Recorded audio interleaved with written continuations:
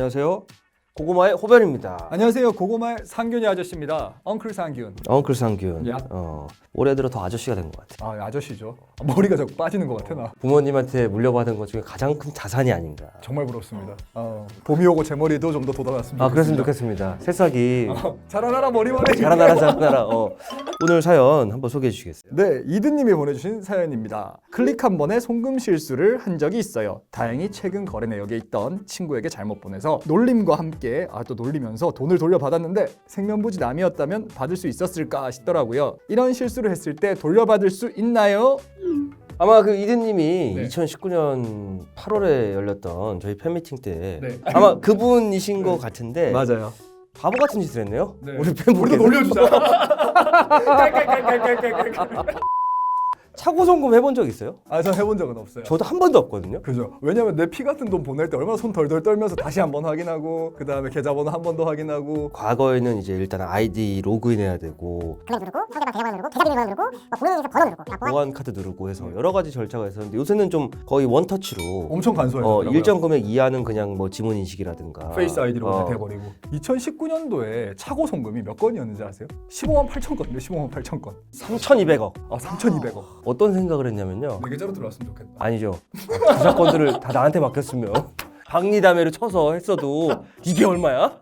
라는 생각을 저는 변호사 또 본업이 있으니까 그렇죠. 생계와 관련해서 이걸 전문적으로 해볼까? 라는 생각도 차고 해봤습니다. 송금. 차고 송금 전문 이러면서 만약에 예를 들어가지고 뭐 부동산 같은 고가의 물건을 거래한다거나 할 때 갑자기 뭐 몇 억을 보내야 되는데 그거를 딴 데로 보냈다. 생각만 해도 등과 겨드랑이에 땀이 나네요. 소름 돋아요. 네, 소름 돋아요. 한 몇 년 전만 해도 아예 없었어요. 그죠. 소송을 제외하고는 해결할 수 있는 방법이 아예 없었고 답이 없었습니다. 민법상으로는 네. 부당이득 반환의 대상이 되죠. 이제 부당이득 반환이라고 하면 법률상 원인 없는 이익에 대해서 반환을 이제 해야 된다는 건데 법률상 원이익이란 건 대표적으로 계약이죠. 그렇죠. 계약인데 계약이 없이 개이득 이랬는데 그걸로 끝나는 것이 아니죠. 왜냐하면 그렇죠. 특정되잖아요. 누군지 맞아요. 특정되는데 예를 들어서 난 신한은행이야.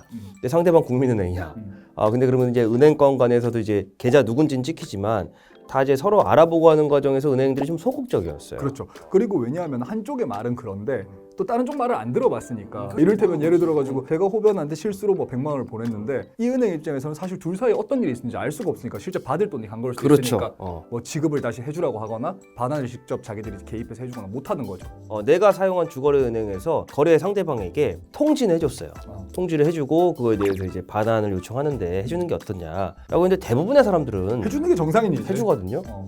그렇게 했을 때 이제 반환을 안 해주는 경우가 이제 그때는 소송했어야 됩니다. 부당이득 아까 말씀드린 이제 부당이득 반환 청구라는 것인데 이게 배보다 배꼽이 더 크게 드는 경우 있죠. 그렇죠. 차고 송금한 게 몇백만 원 단위라도 된다면 변호사를 선임해서라도 좀 얼마 건지자라고 하는데 변호사 선임비는 어떻게 할 것이며 법원에 내는 뭐 인지대 송달료라는 게 있던데 그건 뭐고 소송 비용 나중에 얼마 받을 수 있고 일단 머리 깨지죠. 그렇죠. 그래서 소액은 그냥 넘어갑니다. 그러니까. 대부분 예금보공사가 좀 적극적으로 주도적으로 그 반환 청구 왜냐면 이제 다 누군지 나와 있으니까 하고 너무 간단한 소송이거든 사실. 다만 시간이 좀 걸릴 뿐이지. 그렇죠. 지급 명령 신청이라는 거는 이제 간단히 말씀드리면 금전과 관련된 법률 분쟁이 있을 때 너무 명확한 것들, 뭐 차용증 소송이라든가 이런 케이스처럼 차고 송금으로 이거는 뭐 결론이 너무 금액도 특정되어 있고 빼박이다. 빼박인 거. 소송을 열지 않고 이제 재판부에서 봐서 이 주장과 증거를 봤을 때 이거 명확하니까 너 이거 돌려줘. 너 안 그러면 피곤해. 라는 거예요. 이런 거를 이제 예금보호공사에서 주도적으로 진행을 해주되 거기에 소요되는 실비가 있죠. 법원에 내는 인지대 송달료라는 게 있어요. 그건 뭐냐면 쉽게 얘기하면 법원에 내가 1억에 대해서 다툰다 라고 하면 1억짜리 소송을 제기하잖아요. 1억에 대해서 법원이 심판해주는 최소한의 우표 같은 거예요. 우표 같은 거죠. 그래서 이 금액만큼은 적어도 이 정도는 내야 돼 라고 해서 한 1억 기준으로 인지대 송달료 합계가 이제 대략 한 45만 원 정도 내외 정도거든요. 그리고 이제 아마 예금보험공사에서 이거를 법률구조공단이라든가 아니면 특정 뭐 로펌을 선정을 해서 염가에 박리담의 기계처럼 하는 소송이니까 최소한의 비용만 받고 그 비용은 이제 공제하고 돌려받는 거죠. 그래서 이제 그동안 이 제도를 몰랐던 분들도 있을 텐데 이게 과거에 원래 법률로 제정 또는 개정을 하려고 했는데 이제 국회에서 보면 알죠? 그 뒤지게 막 머리띠 자꾸 맨날 싸우느라고 통과가 안 됐어. 그래서 이제 일단은 우여곡절 끝에 올해 이제 시행을 하기로 했는데 참 좋은 제도 같고 맞아요. 일단 뭐 다 아시겠지만 피 같은 내 돈, 뭐 예금보험공사 제도가 있다고 해도 굉장히 번거롭습니다. 그렇죠. 그리고 제일 싫은 거 현재 고객 대기량이 많아서 27명이므로 전화번호 남겨주시면 전화 드리겠습니다. 전화 와. 난 미팅 중이야. 또 못 받았어. 또 했는데 이번에 47명이래. 그럼 언제까지 기다려야 되는 거야? 그거 알죠? 뭔지 그 고통. 그 고통. 나 벌써 상상돼. 맞아. 가능하면은 돈 송금하실 때는 뭐 그게 뭐 1원 한 장이라도 내 주머니에서 나가는 돈 철저하게 내가 제대로 보냈는지 확인을 하시고 나갔을 경우에는 그 상대방의 도덕성에 기대하면서 은행에 연락해서 수취인한테 연락 좀 취해달라고 부탁을 해보시고. 수취심을 아는 수취인이라면 그렇지. 토해내겠죠? 그렇지. 2011년 7월부터는 그 예금자 보호법 개정에 따라서 예금보험공사에서 그 일을 대행해 준다. 그래서 결론은 돌려받을 수 있지만 뒤지기 귀찮다. 그렇게 답을 내리도록 하겠습니다. 저 디지털 세상이 된 지 너무 오래됐습니다, 여러분.